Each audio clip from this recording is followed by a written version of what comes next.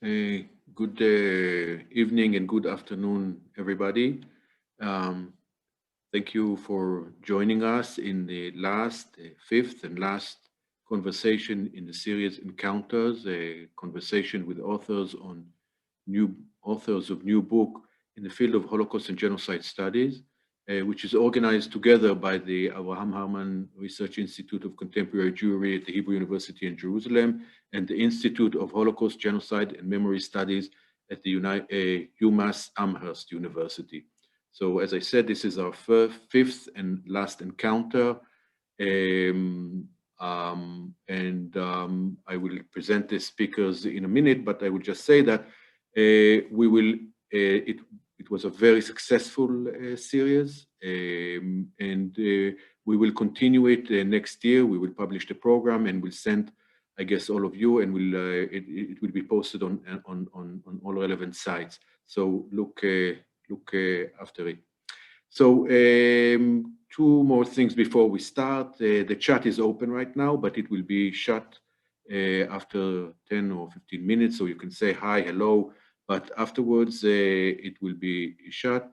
But you are encouraged and most welcome to post questions in the Q&A box right away. I mean, you don't have to wait to the end of this talk. You can post questions during the talk, and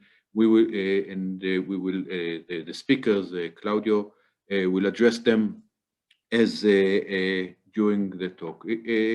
So today, and one more thing, the whole event is recorded, and you can find the previous records, and this record will be uploaded very soon. You can find them on the Amherst, the Institute of Holocaust, Genocide and Memory Study at the UMass Amherst YouTube channel. I think it will be now. It's now on your in your chat box. You can see the link, so you can watch the previous encounters and also this one very soon. So today we have the honor to speak with Claudio Saunt, who just published a new book, Unworthy Republic, The Dispossession of Native Americans and the Road to Indian Territory, Norton 2020. Unfortunately, Barbara Krauthammer, who was supposed to speak with, to converse with Claudio on his book, could not make it. She got that was her appointed, that was her only time slot for the vaccine.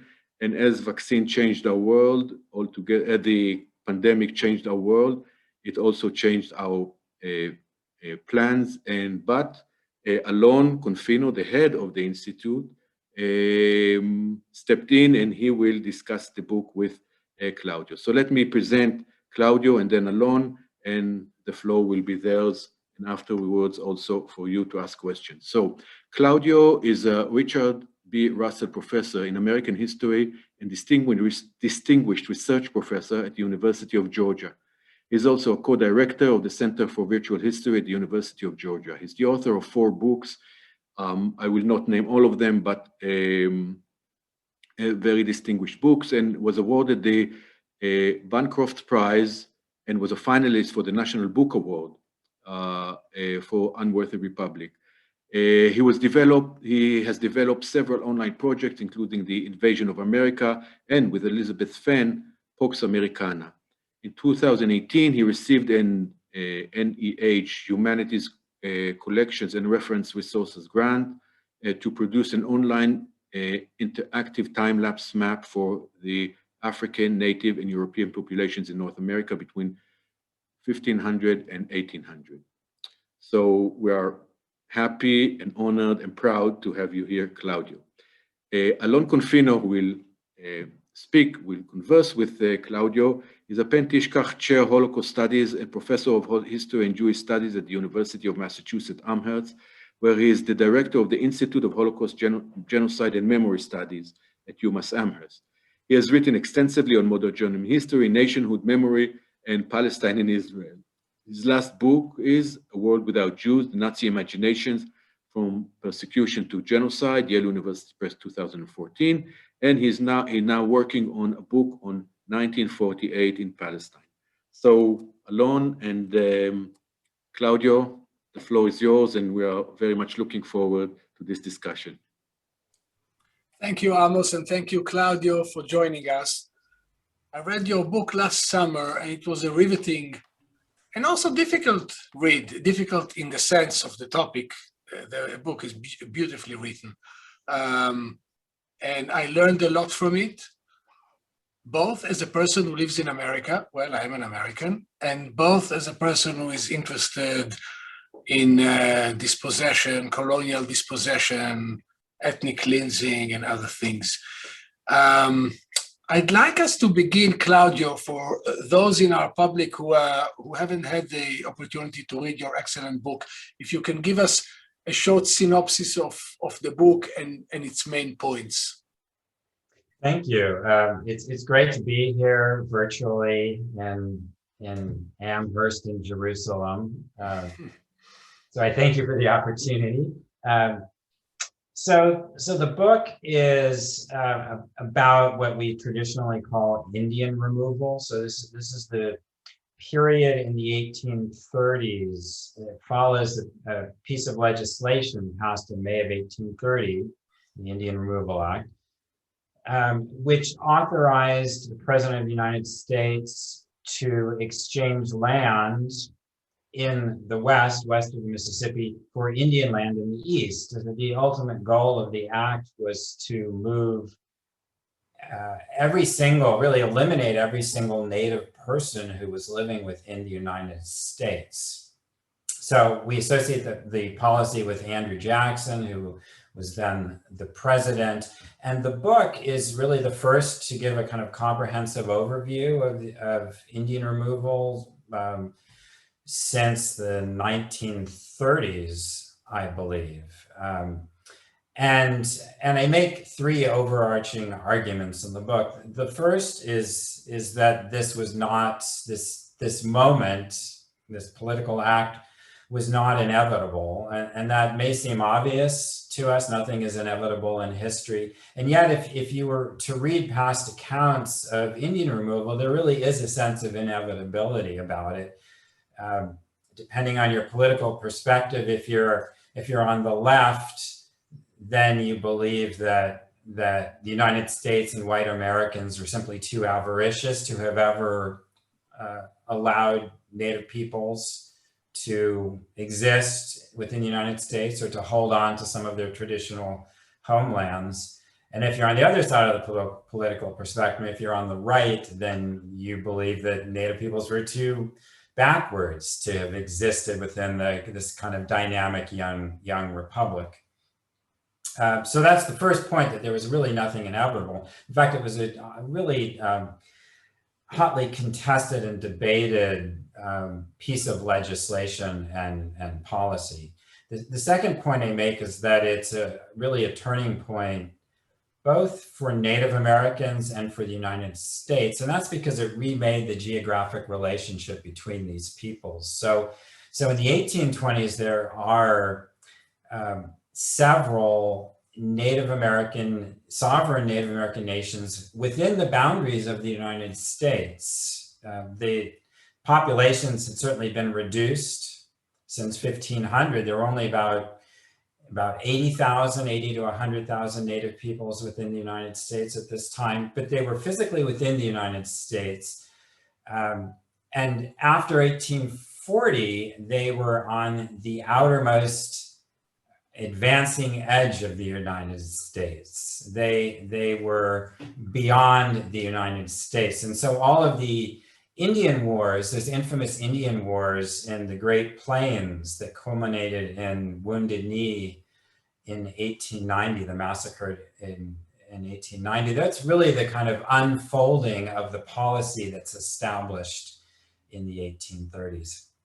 And then the third and final point of the book is that I want people to look at this event in the context of other state-sponsored mass expulsions, and especially the better known expulsions and deportations that occurred later in the 19th century and in the 20th centuries. And I think in my view, this was among the first modern deportations.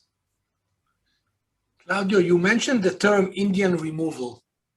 And actually in the book, you said that there are good reasons why we shouldn't use it. Can you elaborate on this? That's right. I don't actually use the term Indian removal, and that was something of a struggle because everybody in the United States knows it by that expression, Indian removal. So that was an expression that was coined by the proponents of this policy in the late 1820s, and people recognized at the time, as one congressman said, this was a soft term.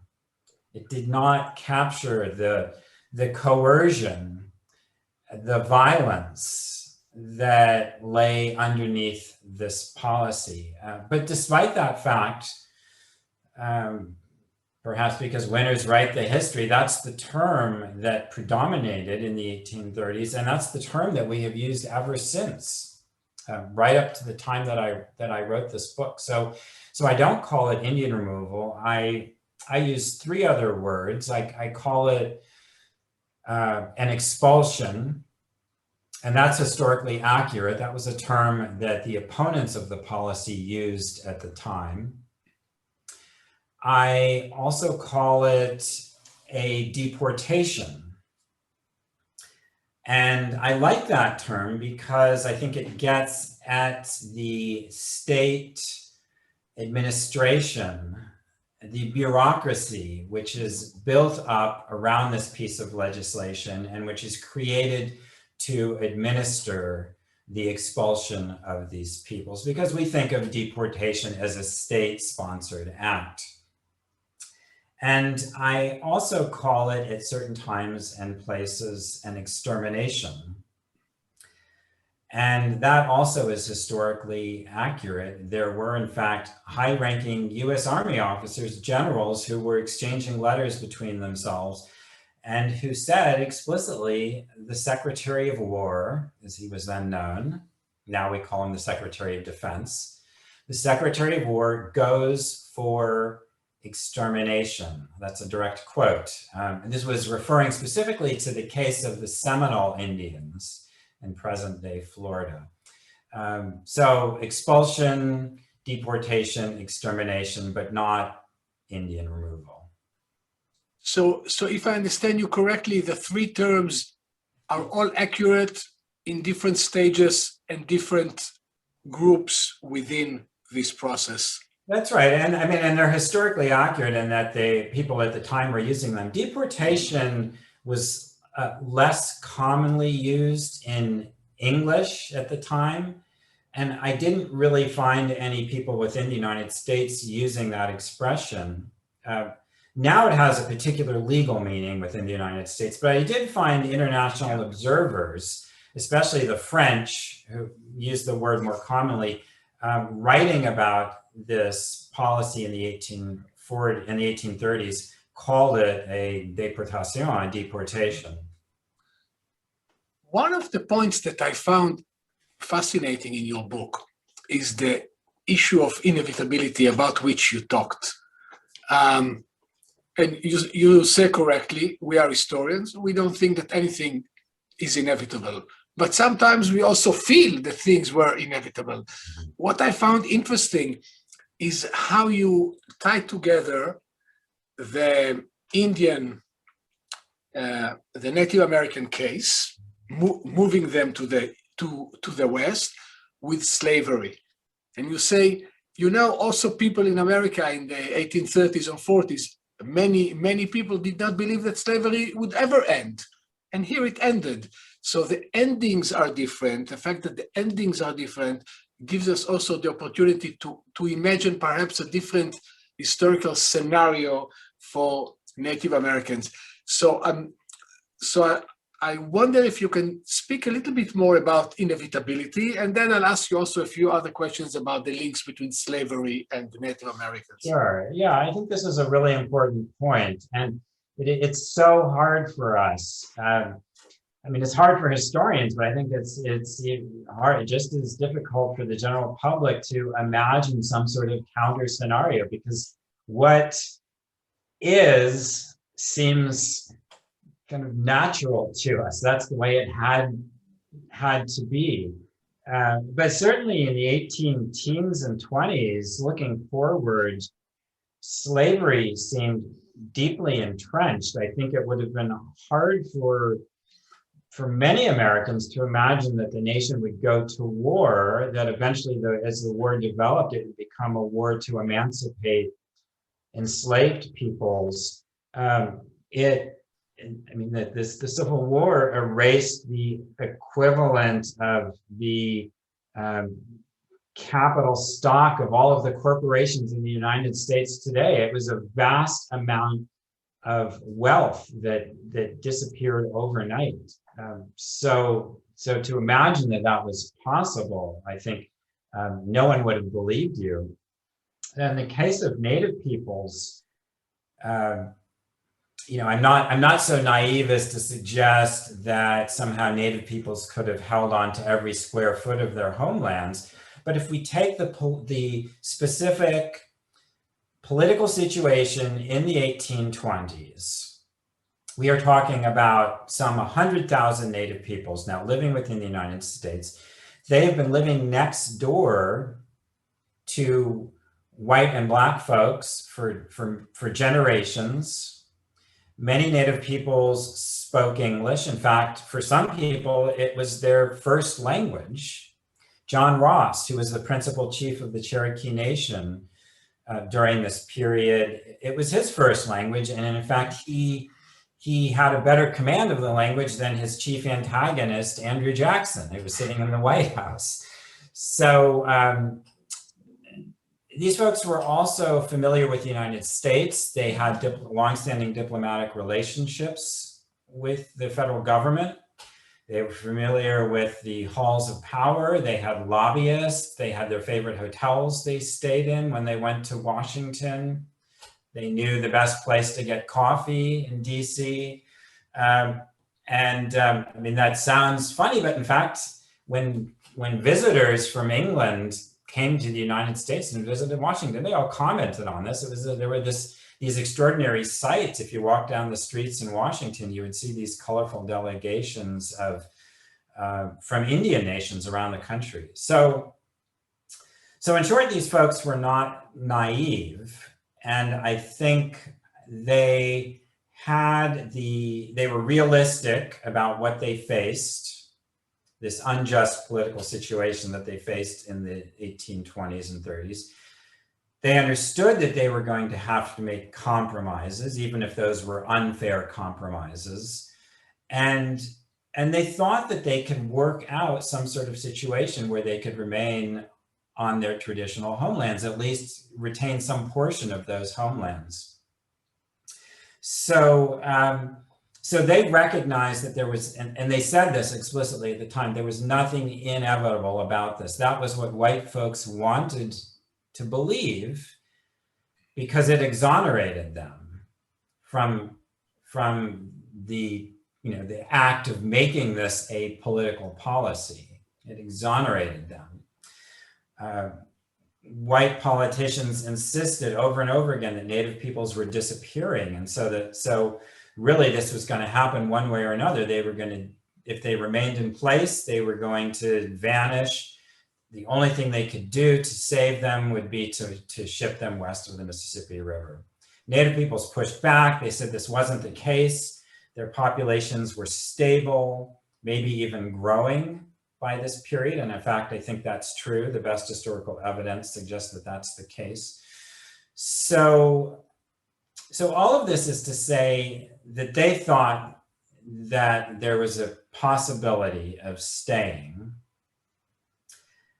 And in fact, the Indian Removal Act passed by 5 votes in a Congress of 199 in the House of Representatives. It passed by a mere 5 votes. And those votes were hard fought. President Jackson made this the centerpiece of his administration, and he twisted arms, he threatened political careers. It passed by 5 votes. So certainly I think there was another possibility, and I think Native peoples recognized that. And so too did a lot of white Americans, especially living in the North. So 5 votes, had these 5 votes would change, maybe there would have been a more moderate expulsion or actions against Native Americans, or none. Right. Well, So you could push back and say, well, that's a political act. Had it not passed the next year, something else would have happened and they would have been expelled from their homelands. But I think I'll come back to the case of John Ross, principal chief of the Cherokee Nation. So he is fighting this legislation passes in May of 1830. He is fighting it. He goes to the Supreme Court. He's fighting in 31, 32. 1837, he's still in Washington, pushing back, still negotiating. In fact, there even seems to be a possibility that he's going to be able to reach some sort of settlement which allows them to retain a portion of their homelands in eastern Tennessee and western North Carolina. He's fighting to the last day he's in Washington. He's in Washington, in fact, when he receives word that federal troops have moved into the Cherokee Nation and they're now rounding people up at gunpoint. So yeah, I mean, I think we can imagine all kinds of plausible counter scenarios. And again, I'm not so naive as to say, oh, the United States was going to allow them to hold on to every square foot. No, of course. Certainly not the case, but I think we can imagine very plausible scenarios because there's a severe economic recession in the late 1830s. In the United States, actually in Europe as well. That might have slowed down the push to move these peoples. By the 1840s and 1850s, politicians are really deeply engaged in this question over slavery and abolition. So again, they may have pushed this to the back burner. Yeah. If Native peoples are still on their homelands by the time we get to the Civil War, then I think it's easy to envision possible post-war settlements where Native Americans still were in their homelands. Claudio, what are some of the other relations between the expulsion of Native Americans and slavery, the expansion of slavery? For example, it struck me that you say that Frederick Douglass said that the fact that blacks and whites were so together prevented whites from exterminating blacks, while the Native Americans, they were pushed to the end, to the geographical end, which made it easier to really exterminate them there in all sorts of ways. So this is just one example. Right, and I think that's where we get to this kind of the connection between those massacres in the West, really beginning in the 1850s and 60s and culminating in 1890 rather. Those really, as Frederick Douglass observes, those are the consequences of being on the outside of the nation. As Congress said in 1836, they are now on the outside of us. They are outside, and they will, we will keep pushing them to the outermost edge as the nation expands to the Pacific Ocean. But the connections that you bring up, I think they're deep. This is really the legislation is national in scope. It affects nations in Ohio and Indiana and Western New York.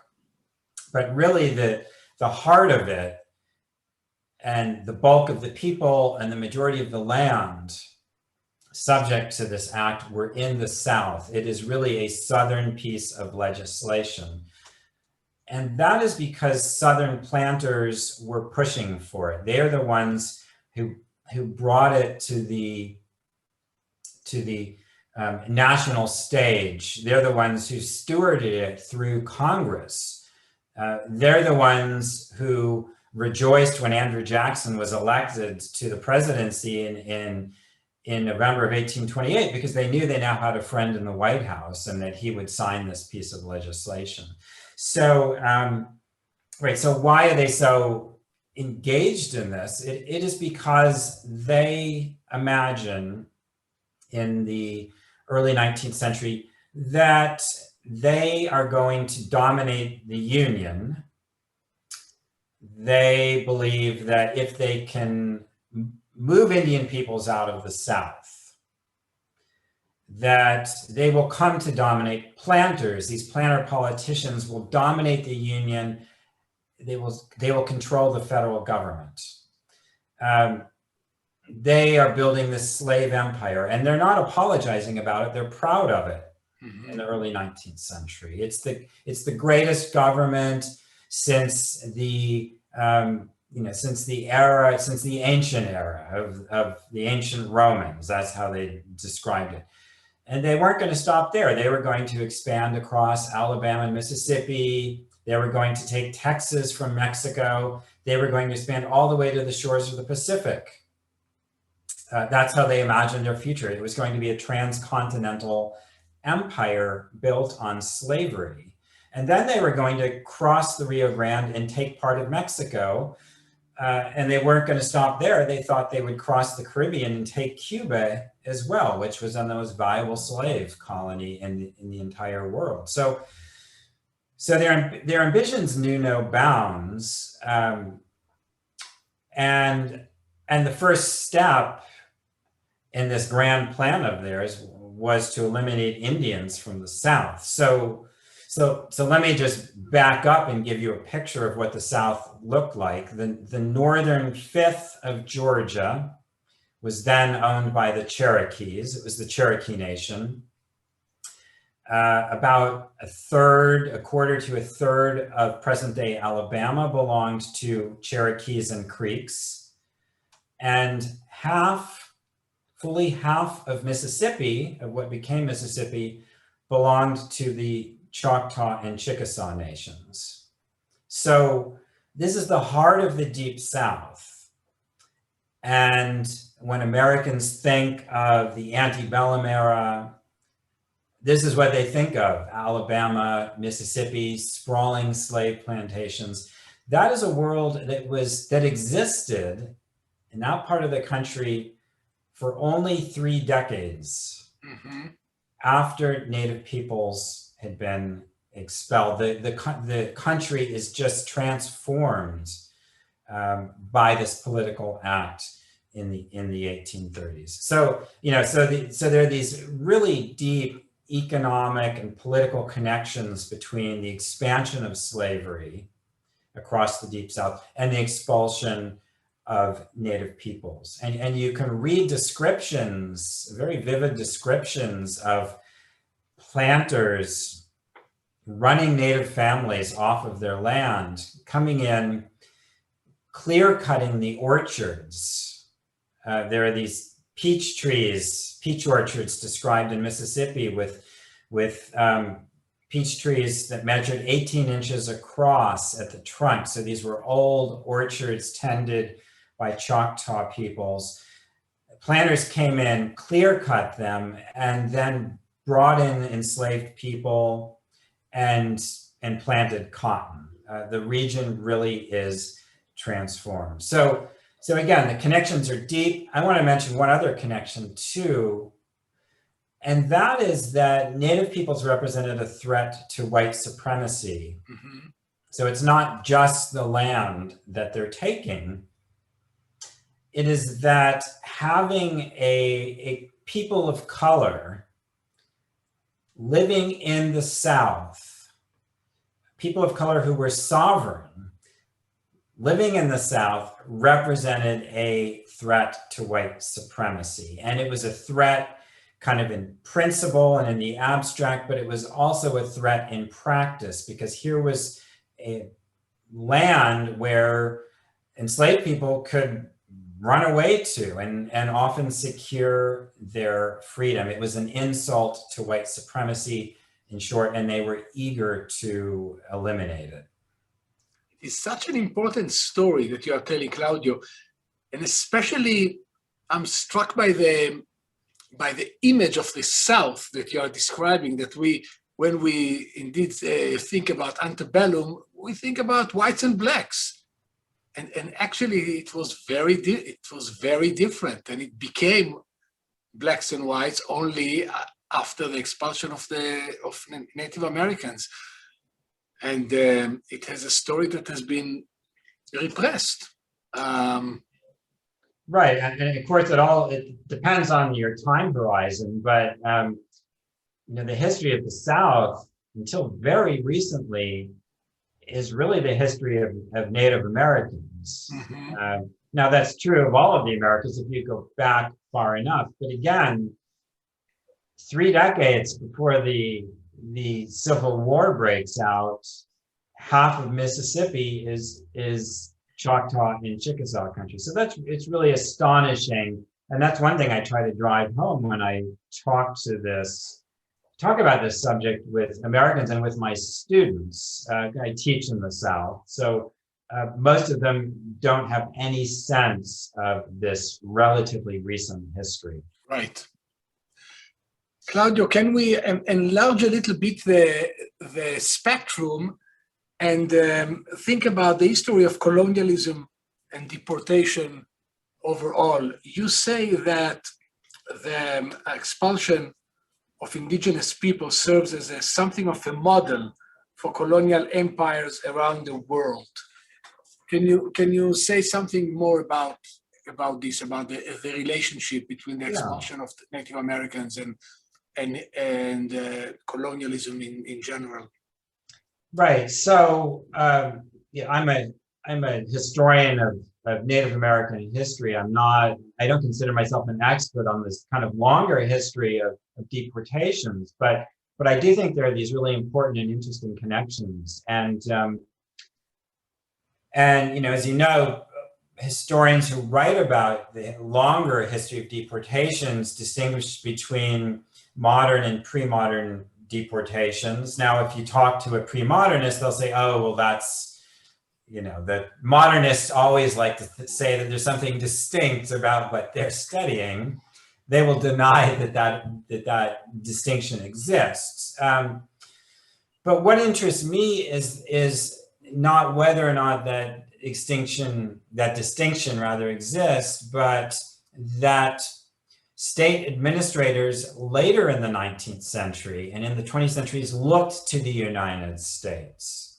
They didn't look back to Spain and the expulsion of the Jews in the 15th century because they were interested in what a dynamic, young, modernizing state did when it needed to eliminate people within its boundaries that it didn't want.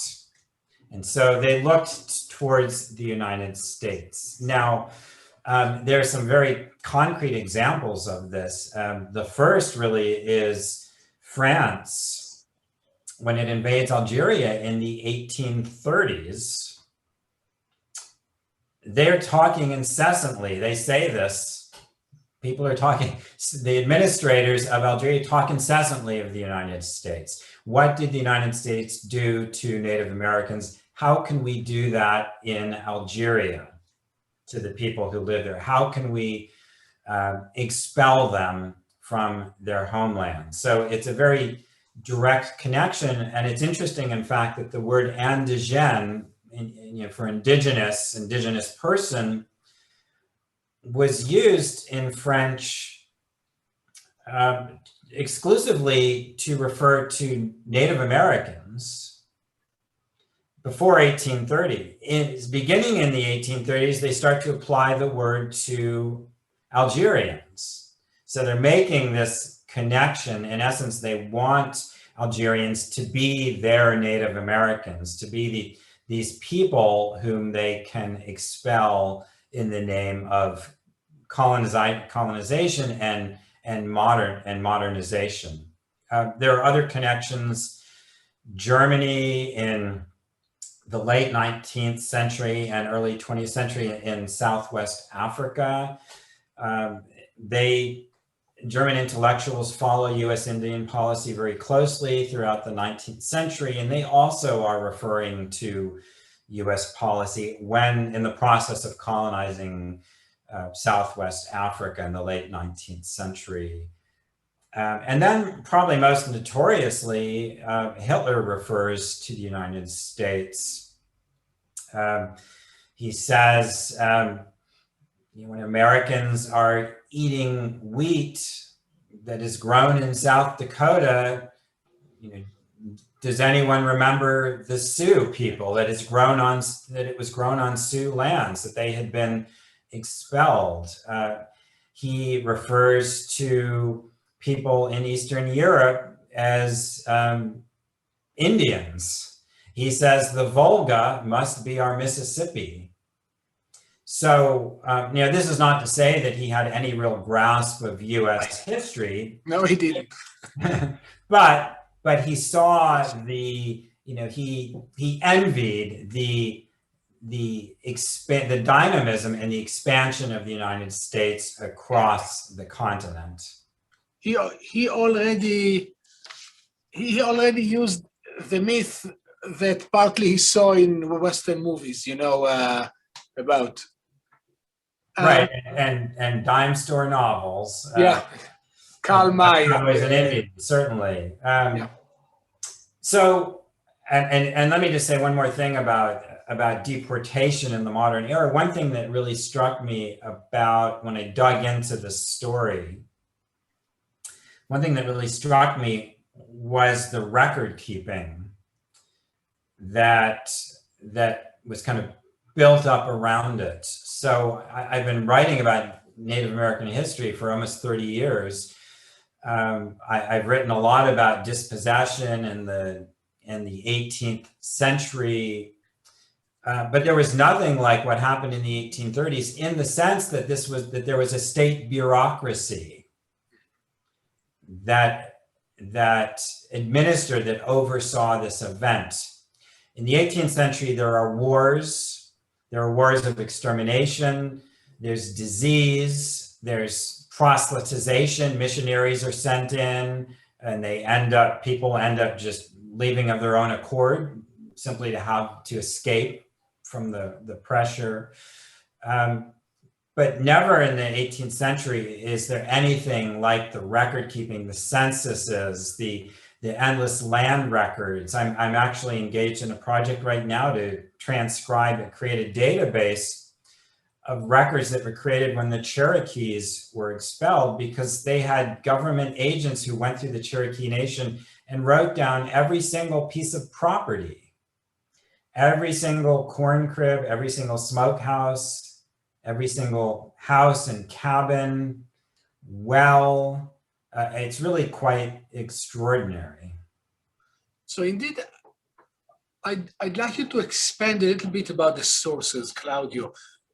So this colonial archive, how do you use this colonial archive, which didn't mean to reflect the voices of Native Americans? How did you read these documents? At the same time, how do you portray Native Americans through these sources without making them into victims?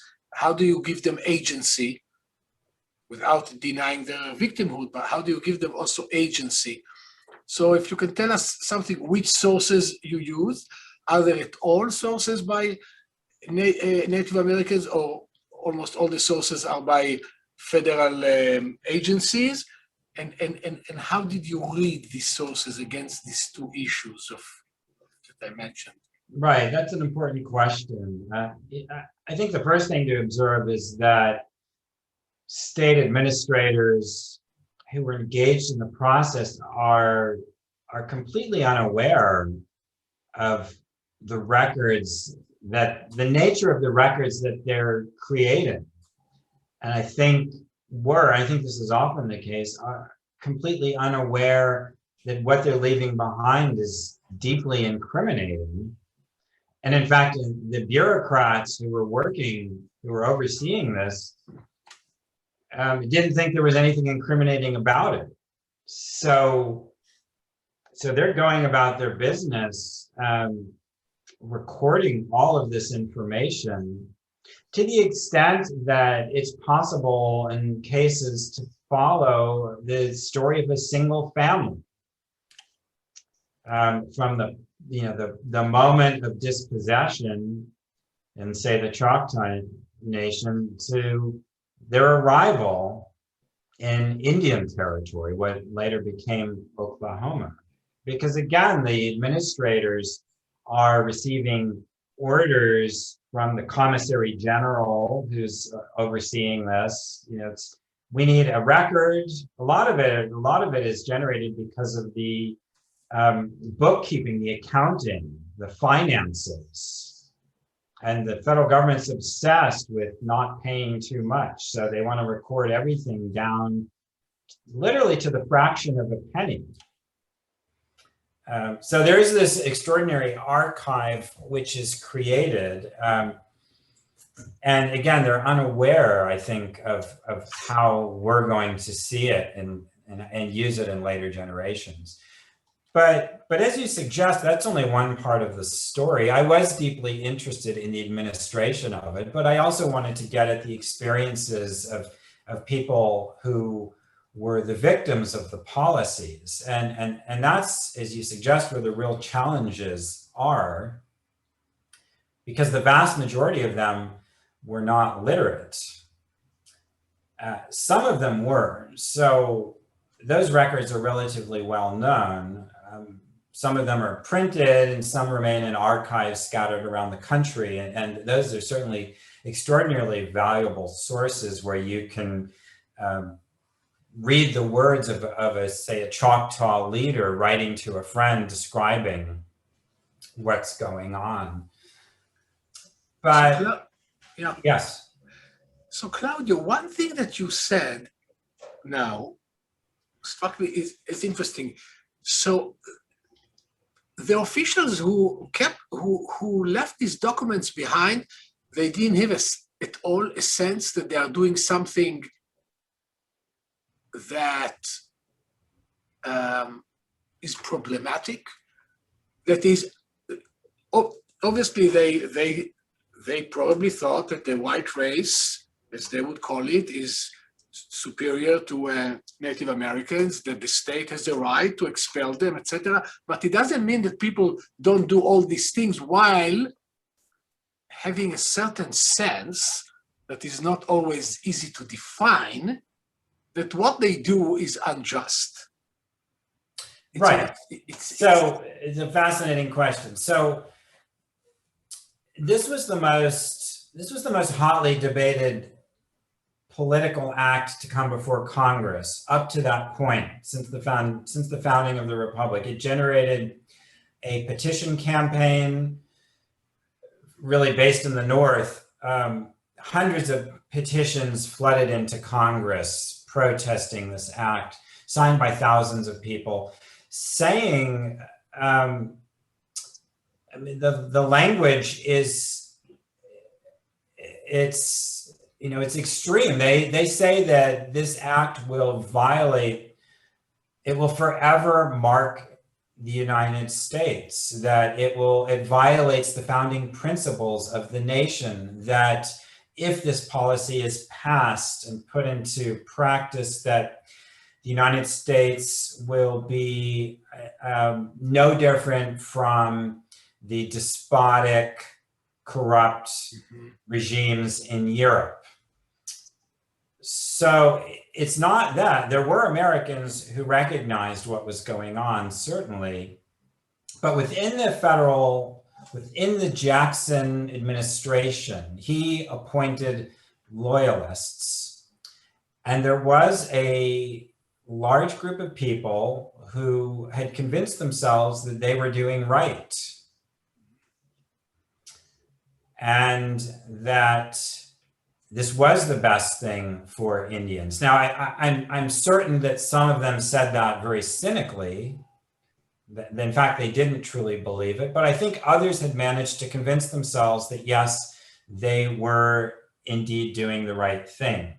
Now, when you dig into these records, it's quite extraordinary that the bureaucrats who are overseeing this lose themselves. They're overseeing this vast operation by the standards of the early 19th century. And you have to remember, the federal government's tiny. It has 10,000 employees. 600 of them live and work in Washington. So by our standards today, this is not a massive operation. By their standards, this is enormous. It's an enormous undertaking, moving all these families.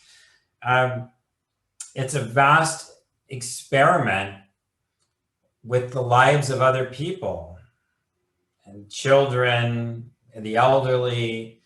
And when you go through the records, it is just extraordinary how they don't see that. They don't comment on it, but they do obsess with the particulars, with whether or not, for example, the letters, the reports, the accounts that are coming in from the field are folded properly. And I kid you not, there's actually a directive that's sent out that says you need to fold every letter into three, and you need to head it in exactly this way. And the bureaucrats get this in Washington, and they copy it, they index it, and then they file it away. And that's, I think, what they see when they're thinking about this operation. They don't see the totality of it. That said, there are people, officers on the ground, who are confronted face to face with what's going on.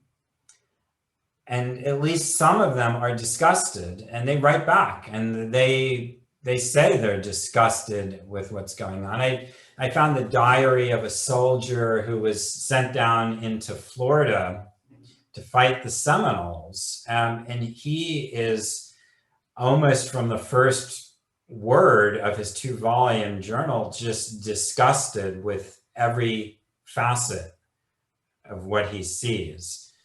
So there certainly were individuals who recognized what was happening. Claudio, I'd like to ask you one more question, and then we'll turn to the questions of the audience.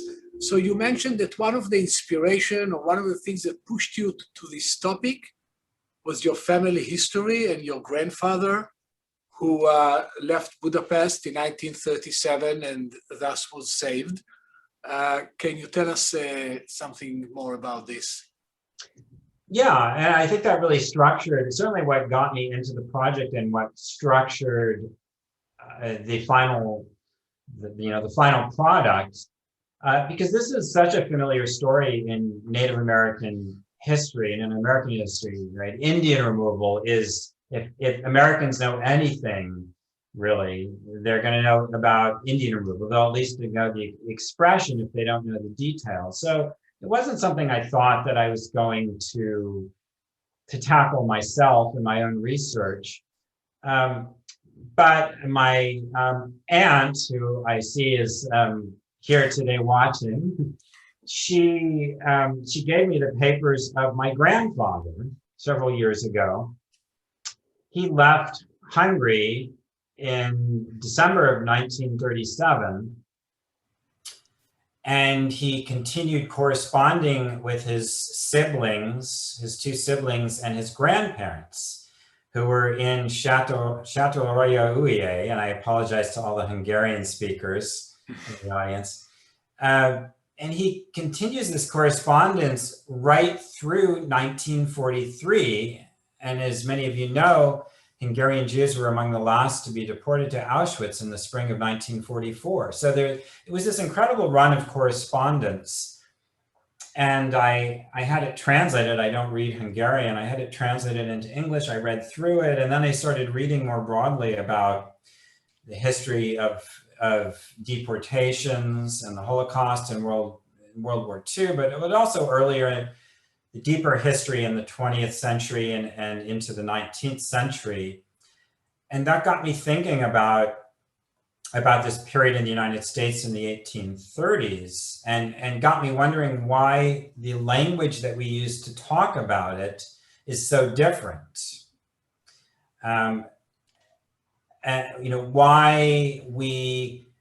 why every narrative is woven through with a sense of inevitability, which would seem offensive and absurd if you were reading about deportations in the 20th century. But then the other thing that struck me was that almost every narrative we had about this expulsion in the 1830s emphasized almost exclusively the tragedy of it. And for obvious reasons, it's a deeply tragic story, but there was no kind of broader sense of the administration of it, of how it unfolded operationally, of how it should sit with in its relationship to other deportations in the 19th and 20th century. So that's what really got me into the project. And as I say, I think it really shaped what the book looked like at the end. Modern mass violence is a tragedy, of course, but these are not tragedies that just happen. They happen through the involvement of massive amount of people and organization and some kind of planning. So I'd like to ask to turn to the questions of our audience, and there are two questions here about genocide. Why do we call it expulsion and not genocide? And what, if you can discuss the book of Alex Alvarez, Native Americans and the Question of Genocide, and how do you see your study in relation to it? Yeah, there's a lot of good work which has come out just in the last 5 years about genocide and the United States and Native peoples. Alvarez, also Jeffrey Osler, Ben Madley writing about the history of California, writes about genocide. And so I don't use the term in this book, and that's because I think genocide, there's the emotive sense of the word. It's the crime of crimes. And I didn't want to get into that debate. Is this, how does it compare with, the Holocaust? And that's a debate I think inevitably you're going to get into when you start using that word. I do like the term in that it encourages us to think comparatively about events. But the other reason I didn't use it is that I didn't, as coined in the 1940s, it has a specific legal definition. And I didn't want to, I just really wasn't interested in this question of whether or not it met the threshold of the crime as defined by the United Nations Convention on Genocide. It really wasn't interesting to me. So I think certainly at certain times and places, it's obvious and accurate to talk about a policy of genocide in California in the 1850s. I think there's no question about it. I think that the use of the term would be more debatable in the 1830s, and I felt that using it would end up being a distraction at the end of the day to the larger story that I wanted to tell. Claudio, there is another interesting question here. Can you give some ideas about reparations or some way to redress the survivors? The person asked, I'm thinking of the recent Atlantic article on giving back public lands. And I would add to it, of course, we talk about reparations to African Americans, and there is a law before the Congress. So do you think if you can talk about this whole issue. A really interesting article by Dave Troyer in the Atlantic, just I think last week, suggesting that the national parks, which were all stolen really from Native peoples, in the 19th and 20th centuries, that they should be returned to Native Americans and held in trust, managed and held in trust by a consortium of Native American nations for all Americans to enjoy and visit. So it's a really interesting idea and one worth thinking about. But the larger question of reparations, I think this is something that needs to be discussed, and it needs to be discussed not with historians like me, but with Native Americans and with Native American nations to engage in a discussion about what reparations might look like. Now, in the specific case of the 1830s, we can measure how much wealth was stolen from these people, and it's a lot. By my calculation in the book, the Choctaw Nation alone lost the equivalent of the capitalization of one of the largest corporations in the nation.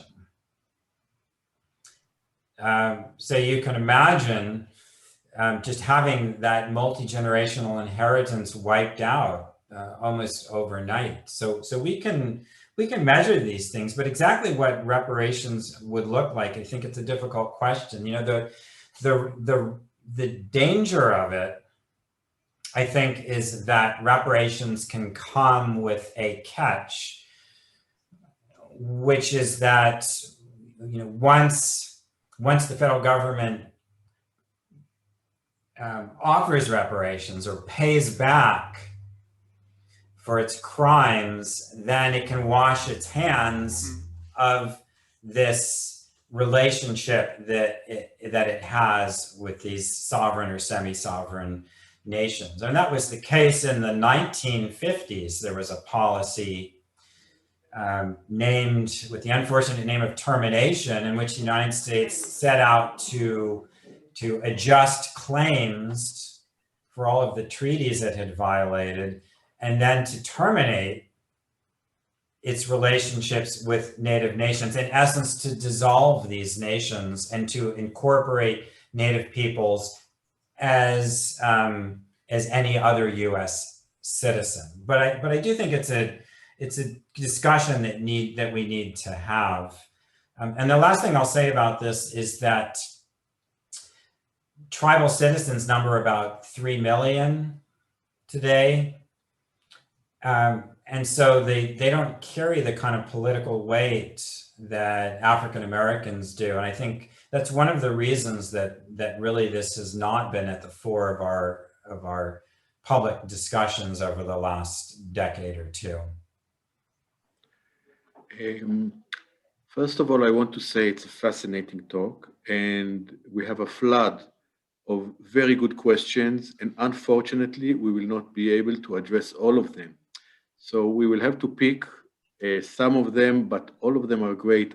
So I want to take you to another direction, where one question is, can you discuss the evolving relationships between enslaved people and Native Americans, including marriages? I think this takes us to another level of your discussion. Yeah, this is a whole nother just fascinating story. And that is that, you know, that this question of race, how did Native peoples understand race, and when and how did they come to adopt this racial ideology that was pervasive in the 19th century? And what specifically were their relationships like with Black Americans? And so it's such a rich and complicated story, but I mean, in brief, I can say that there were lots of, or at least some, fugitive slaves who ended up being adopted by Native American nations in the South. Some of them rose to prominent positions of leadership, and they married into Creek and Choctaw and Chickasaw and Seminole families. So we know that there was quite a degree of intermarriage. we also know that there was an elite within these nations, within these Indian nations. They were fluent in English. Many of them were bicultural. Some of them had fathers who were in fact Scottish or English or white American. They were familiar with the ways of the plantation economy. And so they began embracing the practice of slavery, of race slavery. So by the time of expulsion in the 1830s, some of them owned slaves, owned lots of them, and had plantations of their own. And so there's this kind of natural alliance between abolitionists in the North and Native peoples in the South. At least you would think there should be a natural alliance because they're both fighting the slave power. They're both fighting slave planter politicians. But Indians are always wary and reluctant to get involved with abolitionists because they themselves own slaves. So this is a relationship which is fraught. Again, there are these families, there's a lot of intermarriage, but by the middle of the 19th century, the relationships are really fraught. And that continued after the Civil War. And even today in Oklahoma, just recently, the Cherokee Nation incorporated freed people, the descendants of their slaves, into their nation. But the Choctaws and Chickasaws still have not done that. So this is still an issue which is right at the surface and is really raw. They're fighting about these things right now. Claudio, I'd like to ask you something about Native Americans today. If you had the opportunity to engage with Native Americans historians from the indigenous nations in this project, are there Native American scholars that influence you in particular? And there is a question here also, which Native American fiction writer or poet do you read?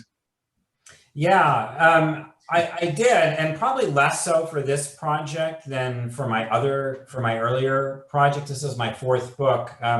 I think the nature of this book, the fact that I really delved into it, interested in the administrative part of the question and the political part of the question, and the fact also that it was national in scope meant I think that I engaged a little bit less directly than I have in earlier projects with Native scholars. That said, there were some who were incredibly helpful.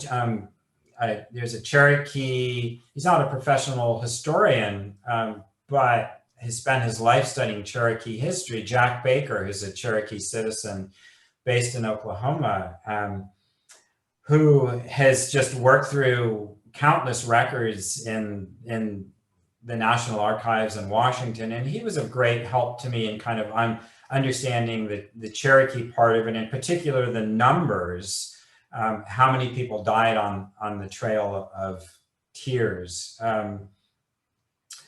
In earlier projects, I had more opportunities, and I did a great deal of oral history for one of my earlier books, and spent a lot more time out in Oklahoma in the Creek Nation, talking to folks and trying to get a handle on the history.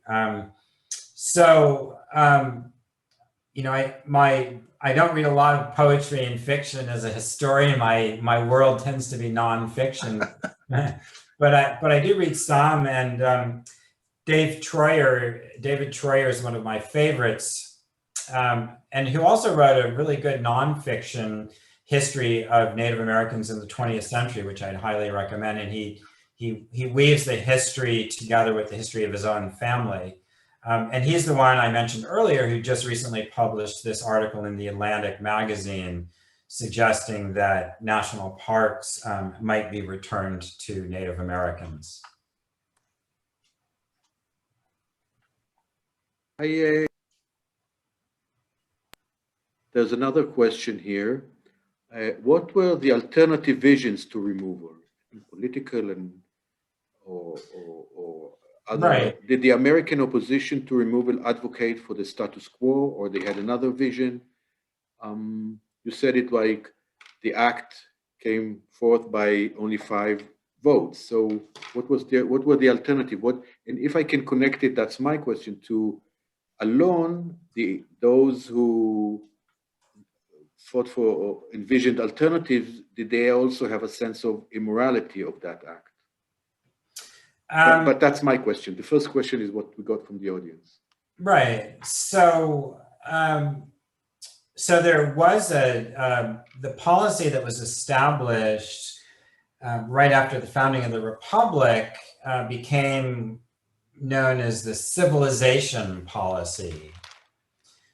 And what that meant is that the federal government was going to, it's very paternalistic, the federal government was going to send out agents to teach these people how to farm properly, by which they meant that women were not supposed to be in the fields using a hoe, but instead men were supposed to be using draft animals and a plow.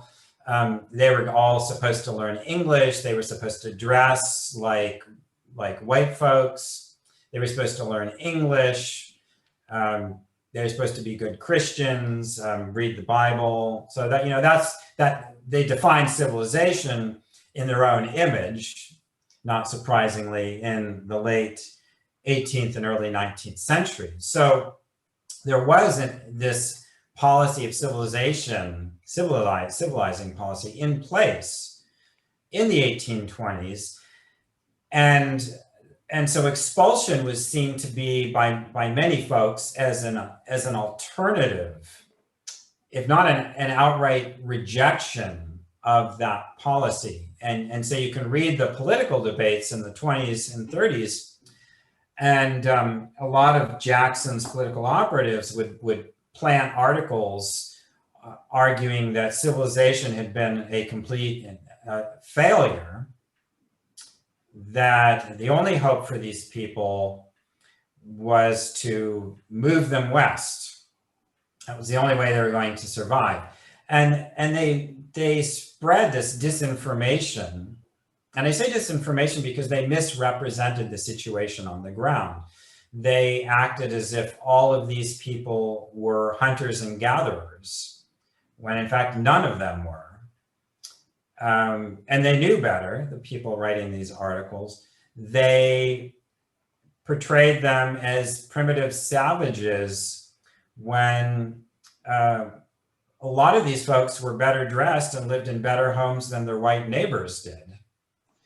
So expulsion was in many ways a kind of rejection of the civilizing policy. So the alternative, I mean, you could say from the perspective of white officials that the alternative would have been to continue trying to civilize them. I think the alternative from the perspective of Native Americans is that they would have stayed on their homelands and continued developing economic and social ties with their white and black neighbors.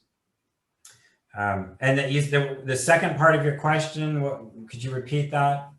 I asked if they had a sense of, those who object, those who envision, did they have a sense of immorality of the expulsion?